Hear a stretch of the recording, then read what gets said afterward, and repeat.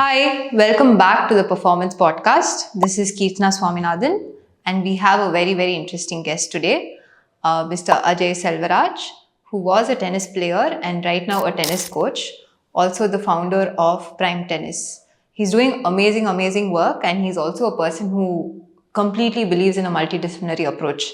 So, welcome to our podcast, Mr. Thanks for Ajai. having us in the performance talk. Yes. So Ajay, I want to start off with your journey. You're first a tennis player, and now you're into coaching, right? Can you just walk us through your journey? Yeah, so I started playing tennis pretty late compared to the kids of this age. So I kind of started only when I was 10 or 11. Okay. So I do not come from a sporty background. Yeah. Regular middle class parents and no major sport at home. Got it. And I started say about 11 years, started with a normal summer camp in Chidukkurin. Yeah. So it's from a small city down Yes. south from Chennai. It's Yes. no exposure. We have a lot of tennis coaches in Chidukkurin, but Okay. no major support on the coaching scene. Got it. Tennis is big there, but not as a coach or a coaching or a program wise. It was not great. Understand. So then we started there. I hired coaches to come and coach me. Yeah. Then we moved to Chennai in 98 when I was 12. Okay. So that's when the real journey started as to getting to play more tournaments, playing Right. at higher level and stuff. Over the period of years, end up being number 2 in the under 14 junior circuits, like 2 or 3 in the country. Okay. Then eventually made it to the men's circuit. Okay. Another major decision I made was I started playing men's when I was 15. Okay. So Wow. I completely quit playing juniors from 15 years. Okay. So the whole 3 years of juniors, I completely went off Yeah. junior circuit and ended up playing the senior circuit, Wow. which Okay. really made a difference when I actually moved into the senior circuit. Senior circuit, Yeah. because you had so much of a Exposure playing at the highest level. Yeah. So that was one good Great decision that you decision made. and Yeah. advice from one of my coaches. Okay, that's That lovely. came from the coach. Okay, It I was very just good. going to ask you what prompted that. I'm glad that you brought it up. Yeah, Yes. so it came from the coach. Yeah. So that is another. I have had some very good coaches over a period of my career. Amazing. About 4 coaches in total. Okay. And all 4 of them contributed to my game in 4 different ways. Okay. And they all speak to my tennis and coaching even today. Okay. Very nice. Yeah. Very nice. So that then was playing professionally for till say about 29. Okay. Again, ups and downs, Yeah. tough calls, Yeah. verge of quitting, coming back. Yeah. All that happened over the period of just from 12 years to 29 years, that 17-year period. Yes. Then one fine day, I decided to start coaching. It was Yeah. just one fine day. Yeah. No major decisions, Right. no major valuing pros and cons, anything. Right. Just one day I walk in and I said, okay, let me start coaching. Okay. Okay. I wanted to do something with the tennis. Tennis. Career. I looked for other options also. Okay. There are quite a bit of options compared when you take tennis as a Yes. career. Yes. Then I really like kids one. Another Okay. one was I really like teaching. Okay. And again, the sport has given me something over the last 17 years. Right. So you wanted But I to think give the best back. way to give back was coach. Okay. And you've also had some really inspiring coaches, as you mentioned. That's great. So Very, the very coaches were the other reason. They gave different aspects to my game. Yeah. So I basically, if you say, I got like 4 different aspects of the game. Yes. So my first coach was very good at my basics. My basics Okay. today is because of him. Okay. The second coach gave me that confidence for a guy who's coming from a small town to Yes. a bigger stage. He gave me Yes. that. Yeah. And my third coach taught me actually how to win. Oh, wow. Like that's the best thing. Like Yeah. he worked on the mental aspect of it. Right. And my fourth coach was actually a combination of all of Everything. these. Yeah. So That's awesome. That's really amazing. that's like a step by step move into the career. Yeah. That's really amazing. I think, from the athlete perspective, I think it's so important to have coaches Yes. who train you for all of these 3 different, phases in your life. Yeah. I hear a lot of parents say when they're younger that you need a coach who's more into winning, but at that point they need only the basics. So right now as a coach, Yeah. being exposed to all of that as a player, how do you react when parents say such things? So Or see- for that matter, even players. okay. Yeah. So for me, advantage was I have been there is one thing. Yeah. So I connect better with the players. Yeah. So that is always I try to build that up. Not just me. We have a team of 15 coaches. My first thing with the coaches is start developing the rapport with the player. Got it. So the kid has to come to a point where he believes in what you say. Yeah. So without that rapport, it's going to work. Yeah. And when it comes to parents, again, I've seen my parents Yes. go through the same. So Yes. and we were very close as to we shared a lot of stuff. Like they shared what they went through with me. I Correct. shared what I went through with them. Got So it. I do know the parent perspective also. But when parents going to come up to me with a question, Yeah. I kind of know this is what they're going to come up with. Right, So it is right. easy. So they will have doubts. Yeah, Parents will yeah. have doubts. Parents will have they won't share of Questions, ideas. yeah. Questions, yes. Ideas more. Yeah. So they have the right to do so because Yeah. that's I'm sure my parents have done the same. Yeah. So yeah. everybody has gone through the same phase of life. Right. So kids have the right to come up with questions, Yeah. parents have the ideas. It's all fine. So we are there to address Guide it. them. Yeah. Maybe back then the entire coaching scene was different. Yeah. Now everything has evolved. So the Yeah. exposure is more. Yeah. Yeah. So absolutely. we as coaches, we try to be available to them to respond to them or Got clear it. it out for them. Got it. I've met some of your coaches, and they are pretty Yeah. patient and amazing as So well. that's the first thing we why work not? on. Yeah. They're quite awesome that way. So I mean, you were talking about training the coaches as well. Yes. So as a coach, you also train your coaches. Yeah. Do you think it's important? And Yeah, because see, I as a team, we have about 15 coaches. yeah, So not always I am available at every single center. absolutely.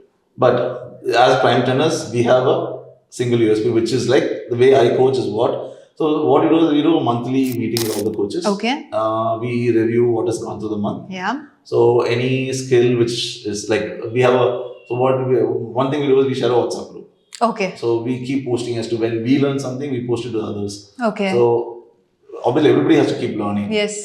Like nowadays, like that you need to be Updated. Yeah. So I learn, I post, other coaches learn, they post, and we share. Like sometimes what happens, I'll be there with the other coach, so we work together. So Got basically, our entire team is like we work together. Got It's not that they report to me or Got it, like yeah. they report to somebody else. Yeah. So we have about 3 levels of coaches: Yeah. a junior coach in every academy, Yeah. a senior coach who heads a particular center, and I who overlook all the centers. Understand. But we all work together. Understand. Yeah. Understand. So it's almost mandatory to Yes. have that training and Yes, that yes. that social network as well. Correct. Got it. So, can you tell me a little about your mentality when you were a player, when you were an athlete, Okay. and how that's changed as a coach? Good question. It's a funny one actually because I was a very hyper kid. Okay. So as a player, I'm so different from what I am right now. Right. Like I would say I've evolved over the years. Yeah. But I was a very aggressive player Okay. on court, off court. Yeah. So, but as a coach, what happened was I understood like, okay, fine. Yeah. Things are different. So one is I need to set example when kids play. So when I play right now, I play entirely different kind of game style. Yeah. And how I should put myself out on court is entirely different. Yeah. So back then it was weird because I was still that young kid who was trying to make it big. Correct. But right now I know what it takes to make it big. Yeah. So it can be done in different ways. But back then we were learning. Right now we're experiencing it. So kind of we've been through that, and we thought that was the only way back then. Yeah. But right now as a coach, you see it from the outside perspective. Outside perspective. Back then we were inside the entire situation or whatever it is.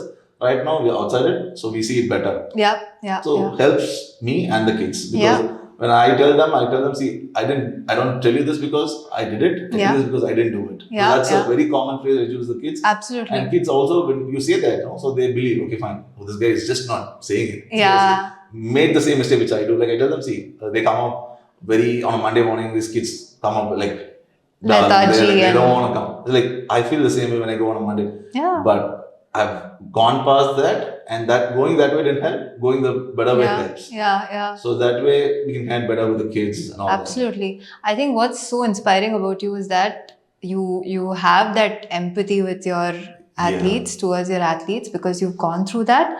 But at the same time, you're able to give a outside perspective, which means the rapport is quite good, but there's also a lot of wisdom. So it's not just as friends. Yeah. It's also from a higher level, higher branch, which is quite fascinating, very inspiring. Thanks for being that way. Of course, with tennis, as you mentioned, it's very aggressive. It is quite competitive, and it's a very intense sport. So I want to understand the impact of injuries from all aspects. So let's start off with as an athlete, how did you ever get injured, and how did you feel? Number one. Number two, do you think from a tennis perspective, as a coach again, they need to go through, let's say, help of a nutritionist, physio, SNC, and a psychologist when they're injured and coming back to sport? Okay. So as a player, I did not have major injuries thanks to my trainers. The first, I had two trainers again. Yeah. One was my PE teacher in school. Yeah. He is the one, and like whatever strength or whatever fitness I have today is because of him. And next one is Basu. Yes. So literally everybody knows him, and thanks to him because he developed on what I had. Yeah. So these two people made a big difference in my fitness career. So there was, I didn't have major injuries. I had like one injury, which was addressed over a period of time. Yeah. So nothing which stalled my career for a period of time or something like that. Yeah. So the other reason was because they made me understand what the body was. Yes. The trainers, like right now it's different. Now you have access to a lot of resources. You can read out. But earlier it's not like that. So these trainers, when they trained me, they gave me what is needed. Like yes. Particular what muscle we are working on. What you need to do if this muscle goes wrong. How you need to develop. Why do you do a particular workout? Yes. What the workout is. Because right now we can access. If you do. You can just Google it. You want to core strengthening exercise, you just Google it. Google it. Back then, it was not like, back then you know what the exercise was, but you didn't know what it was for. Yeah. So that was. I think this is a very good point because we're so used to just taking our phones, taking YouTube, and seeing what the exercise is. Yes. A great point. Sorry, go on. And then again, I did have like at one point at 14, I met Shiny for the first time. Yes. The nutritionist. Yeah. So we did go. We had a physio. Well, back then it was always we had to go. Yeah. But right now, as coaches, what we are providing is, so when we start training kids, so when they reach a particular age or when they reach a particular level, I feel as coaches we should start taking them to a nutritionist, to a physio. Right. They need to be evaluated irrespective of whether there's an injury or not. Yeah, makes sense. So injury prevention is one. So injury and treating injury is one. Yeah. For injury prevention. And same way, I would not let my kid get tired and then go to a nutritionist and ask her what he or she needs to take to not to get tired. Other than we start from the beginning. We go like, say, let's have a diet plan. Let's have a physio. Even physio is also like, physio is very underrated because they're like, for them, we feel that once you get injured, you go to a physio. But not really. I did this with a couple of my trainees. So these kids during COVID, what happened? Both these kids kind of shot really high in height. Okay. So there was nothing wrong with them. They never complained of injury or pain or anything. But I just took him to a physio. And he said, I can evaluate them. So that's when he realized during this period when they grew fast, there was a lot of changes in their body which had to be corrected with a lot of exercises. Compensation and everything. So they had to do other stuff too, which wouldn't have happened. Maybe this would have resulted in injuries, much later in their career. So that and again, that is one. Diet is one. Physio, your fitness trainers. Again, fitness training, it was different. Earlier, I started training like an athlete. Yeah. Then moved to training like a tennis coach, tennis player. Yeah. But right now we have trainers who specialize in tennis. Tennis, we were talking that. Yes. Each sport has got a specific trainer. Like they specialize. They do like a specialization in medicine. They do like specialization in a particular sport, which is very helpful because you don't have to overdo it otherwise. I did that basic fitness did help, but you're you're quick to respond to I tell my trainer, I'm going to work on my training. So work on what needs to be worked for getting that service. Or I call my trainer and say, okay, this kid needs to work on agility. So he starts doing. I say that this kid is slow off the block. So he starts training that way. That again specific on a tennis drill. It's not off the block. He doesn't make them do the runner sprints. He just do them on court. He does reaction drills. So that is one. And now the latest thing we start with kids is what you do. Mental training. Mental training, Yes. Because for us, nobody gave us that. You figure it out. Absolutely. But we did figure it out. And it took a while for us. It didn't come easy. now to achieve big, to crack early, you need to have every kind of support. Earlier, we didn't know there was support. Yes, yes. Because everybody, a lot of people thought going to a psychologist is a problem. Something like something wrong with you. You go to psychologist. Absolutely, absolutely. Yeah, but it's not. It's like you need to train. Like how somebody doesn't know tennis, they come to me to learn tennis. Exactly. So I send them to my trainer because I need to be physically fit. Send them nutrition because I want them to be ready for any situation. Same way, send them psychologist because they need to be prepared. So some kids come naturally when they get into the match, they don't feel that nervousness, they don't feel pressure. They'll go on court and start playing. Some kids have that pressure. So, the whole concept of mental training comes when you prepare yourself to a particular situation. Absolutely, absolutely. I really like how you spoke about injury prevention rather than just treating an injury. Correct. Because I think it's very underrated. Yeah. I don't think many people talk about, even including me. Like I just asked you, how do you treat an injury? I never asked you how do you prevent it, because that's not something most of us think about at all. And I think it's great that you as a coach are thinking about injury prevention. I think it then tennis players can actually play for a longer period. There's a longevity also in their game. And of course, when they grow older, even when they stop playing tennis, they're still fit. Correct. It doesn't, boil down to some injury later. Right. So that's quite amazing. Speaking of mental training, do you often help your athletes?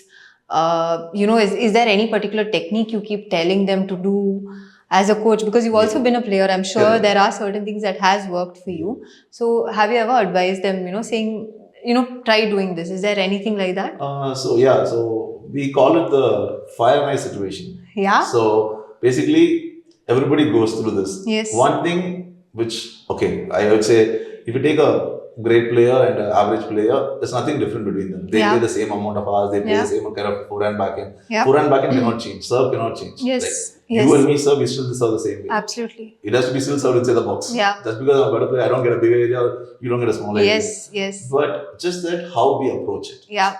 Like what I did in between post-COVID was, I went and learned a sport. Okay. Just to understand how difficult was it to teach. Yeah. What I felt with my kids, I'm sure that coach would have felt with me. Absolutely. He would have cursed me to the core. Right. But the thing is that when kids come to me with the mental aspect of tennis, first thing I tell them is acknowledge it. Right. So a lot of people like to deny. Like they say, like, no, I think I'm fine. I'll figure. So you can figure it out. Only if you figure it out if you understand that you're going through it. And you accept it for that matter. So first is you will accept it's happening to you. Yeah. And obviously, you put anybody on a tennis court. Yeah. Everybody goes there and wants to win. Yeah. So that fire inside them is going to be there. Absolutely. This fire situation is very complicated. It's tough to master. But again, that's the start. Yeah. So you want to win. You want to win a point. You want to be there. You want to do everything. Yeah. Again, when it doesn't happen, what do you do? Right. So again, you accept it. You come back to, you stay calm. You find, you give yourself the time to recover. Yeah. So that's the basic thing which you tell them. See, you're serving 40-30. You're nervous. You know you're nervous. Yeah. You know what you need to do. Like you know you want to win the point. Yeah. But without getting a first serve, you're not going to win the point. So Absolutely. you need to understand the fact that you're under pressure. Yeah. So don't go big and like try to take complete pressure off. So with the pressure, start developing from there. So pressure is going to be there, whatever be the level. Got it. You can be the international level player. Like you can even see interviews where Federer and Novak still say they do go through pressure. Absolutely. Nobody denies the fact that no, I've mastered, I've been like world number one. Yeah. I don't feel pressure. Nobody says that. Yeah. So that is the one thing. So we tell them like acknowledge it first, and then try to work from there. Basically, what we sometimes do is we put the kids under the pressure in a practice session. Mm-hmm. So one thing I tell them is there are two ways to go about it. Yeah. One is you play a match like how you practice. Right.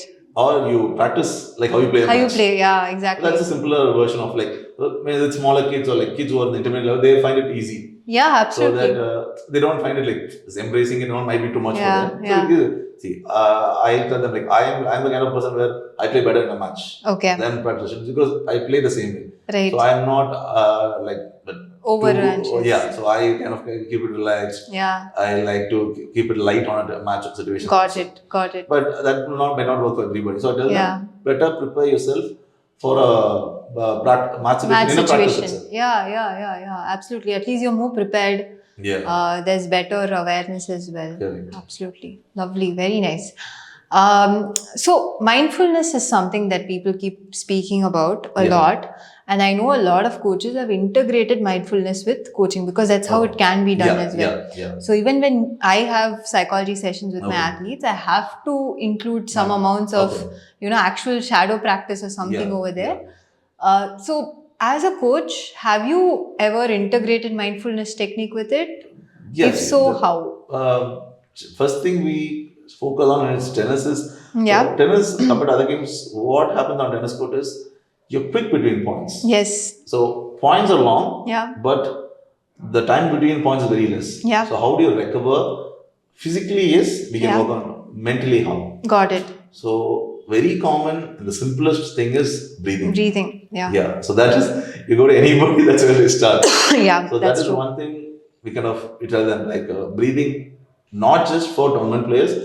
Breathing is an issue with a lot of people, even with general people who they feel when they are like very anxious, they kind of they tighten up, they don't breathe, and once start breathing, they find it pretty easy. So that is one thing we think. That's Another amazing. one is I say start with the basics. Like, so when you're nervous, when nothing is working, start with the basics. Go back to where you start. So Exactly. Keep a simple serve and keep a simple shot and hang in there for quite some time. Right. So that is one thing which I kind of work with. Perfect. But again, this is again at the simplest level. It can work for anybody. Got it.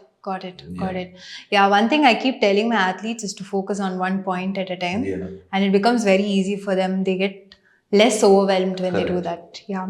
So, I mean, you have competed at the highest level. You also train people at a very high level now. So, what is that one thing you would like to tell the audience today? You are saying in terms of sport or in general? In general, you're alone out there. So you have to find it out. And another thing is, you need to be perseverance. Okay, I would say that. Yes. So that a lot of people confuse that with hard work. Right. They work really hard, but how long are you going to work? How much? How badly do you need it? How much how the distance you need to go for it? Right. What is the willingness? Willingness. You need to turn up every day. So that I think the discipline and perseverance comes. Like if you take any athlete for the matter of fact, any sport, any level, you need to achieve not just sport, that is even in life. Like absolutely. Discipline and perseverance is one thing which I keep telling my kids. You like it or not, don't like. I'm okay if you don't like today's session. I know the sessions that kids got like really like they feel like okay today it's not working. You still want to do it. You still have to do it. You don't have a choice. You want to do this. You need to turn up on your tennis court. You need to start doing it. No matter how bad it gets. You getting it, not getting it. Not getting it, working out is not going to make it. Absolutely. Find a way, figure out a way, stay there, hang in there. Because in a match, there's no going out. Exactly. Then you lose the match. Makes sense. Yeah. So thank you so much for being part of our podcast. I'm sure it's impacted people very well. So thanks a lot for being such an amazing coach as well. Thank you. Yes, and looking forward to hearing more from you next time. Yes. Thanks to the performance doctor for having me today, and thanks to one of my trainees as well. Yes. So she is like, whenever she's on court, it's like she tries. Despite of she knows the other aspect of it as a tennis player, the trying part, so turning up there, doing what it needs to be done. So good luck to everybody. Thank you. Thank you.